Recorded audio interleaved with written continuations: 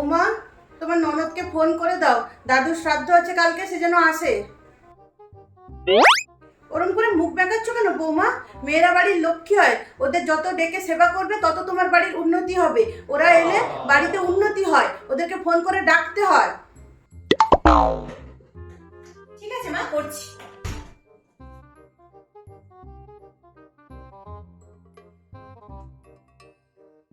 Hello পিসিমণি, হ্যাঁ বলছি কালকে দাদুর শ্রাদ্ধ আছে, তুমি তাড়াতাড়ি চলে এসো কিন্তু। হ্যাঁ, আর তুমি আগের বারে এসে কিন্তু একদিনের জন্য এসেছিলে, এবারে অন্তত 15 দিনের জন্য আসবে, ঠিক আছে?